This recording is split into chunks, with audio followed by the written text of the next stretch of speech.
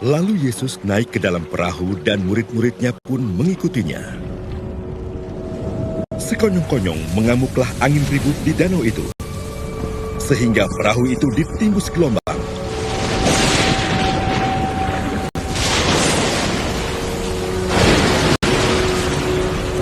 Tetapi Yesus tidur. Maka datanglah murid-muridnya membangunkan dia, katanya, "Tuhan, tolonglah, kita binasa." Ia berkata kepada mereka, "Mengapa kamu takut?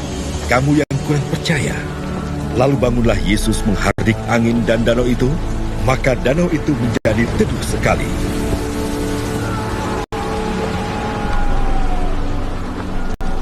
Dan heranlah orang-orang itu, katanya, "Orang apakah dia ini, sehingga angin dan danau pun taat kepadanya?"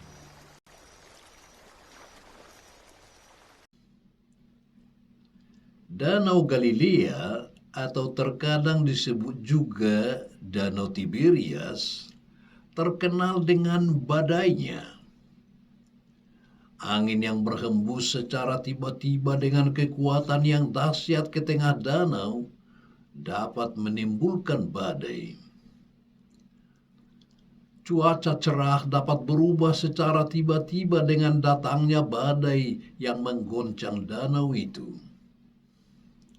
Perubahan suhu yang turun secara drastis dapat menimbulkan tekanan angin yang besar dan berhembus kencang ke tengah danau.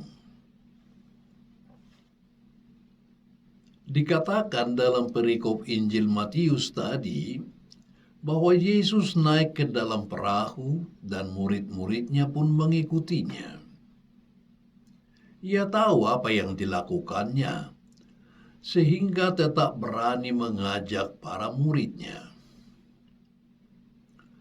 Setelah seharian Yesus mengajar banyak orang, dia kelelahan sehingga tertidur di perahu. Kemudian secara tiba-tiba topan yang dahsyat menerpa mereka. Itu bukan topan biasa, sebab sebagian besar muridnya adalah nelayan dan sudah biasa menghadapi badai. Penginjil Matius menyebutnya sebagai angin ribut, dan ombak menyembur masuk ke dalam perahu, sehingga perahu itu mulai penuh dengan air. Aneh bukan main, sebab Yesus terus tidur, walaupun ada tiupan angin yang begitu kencang, goyangan ombak yang membuat perahu oleng ke kiri dan ke kanan, serta air menyembur masuk ke dalam perahu. Kepanikan melanda semua orang yang ada dalam perahu. Mereka takut tenggelam dan binasa. Mereka berteriak-teriak panik. Maka murid-murid membangunkan Yesus dan berkata kepadanya, "Tuhan, tolonglah, kita binasa." Yesus berkata kepada mereka, "Mengapa kamu takut, kamu yang kurang percaya?" Lalu bangunlah Yesus menghardik angin dan danau itu, maka danau itu menjadi teduh sekali. Rupa-rupanya kedekatan dan berada bersama Yesus selama sekian waktu yang dilewati belum membentuk kedewasaan iman para murid itu.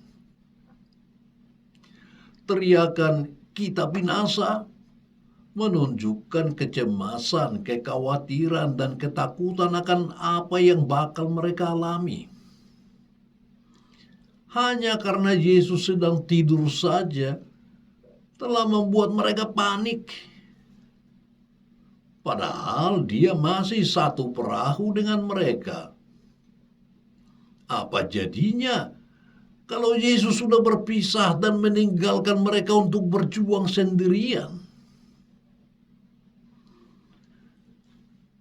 Oleh karena itu, sebelum Yesus menghardik angin dan danau, terlebih dahulu dia menantang keyakinan para pengikutnya. Mengapa kamu takut, hai orang yang kurang percaya? Bagi Yesus, memulihkan kondisi danau bukanlah hal yang terutama, tetapi memulihkan iman para murid untuk tetap yakin dan percaya akan kuasa dan kebesarannya. Itu yang terpenting.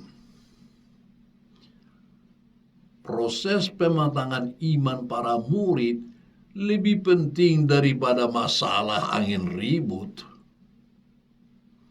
Dengan demikian, iman selalu menjadi kekuatan yang kokoh dalam menghadapi setiap masalah. Dan bukan sebaliknya. Sesudah ada masalah, baru ada iman. Badai hidup bisa datang kapan saja. Bentuknya pun beragam. Mungkin badai hidup itu berupa diagnosa dokter yang menakutkan. Mungkin kematian orang yang terkasih, usaha yang bangkrut, kehilangan pekerjaan, gagal dalam ujian, ditimpa kemalangan. Badai itu amat menyita perhatian kita, membuat kita mengira kita sendirian menghadapinya. Badai kehidupan dapat menimbulkan perasaan bahwa Tuhan jauh dan tidak mempedulikan kita lagi. Ia seakan-akan diam, tak peduli, dan membiarkan kita mati-matian menghadapi badai. Kita berpikir bahwa hidup kita ada di luar jangkauannya. Akhirnya dalam ketakutan kita merasakan tenggelam dan binasa. Kepercayaan kepada Tuhan hilang karena ketakutan begitu kuatnya menguasai diri. Perhatian difokuskan pada badai permasalahan yang sedang berkecamuk, sehingga kita melupakan kehadiran Allah di tengah-tengah kehidupan. Ya, kita mungkin berada dalam satu badai sekarang ini. Memang perlu iman yang besar untuk mempercayai bahwa Tuhan yang sedang tidur tetap memperhatikan kita.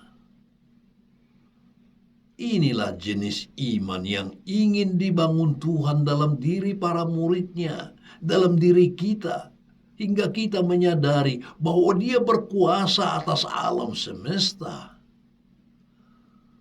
Dia yang berkuasa itu peduli dengan hidup dan keadaan kita.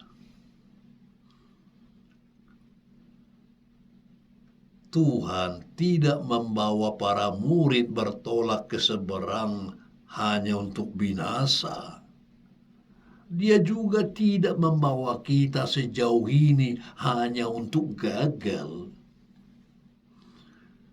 Tuhan ingin mengubah ujian kita menjadi kesaksian. Itulah sebabnya mengapa Dia mengizinkan kita menghadapi kesulitan dan badai hidup.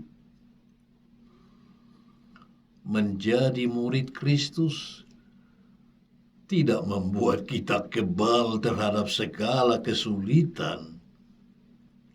Tetapi Tuhan berjanji, bila kita tetap teguh dalam iman, Ia akan mengambil segala yang membahayakan kita dan menggunakannya tidak hanya untuk kemenangan kita, tetapi juga untuk menunjukkan kebesarannya kepada dunia ini.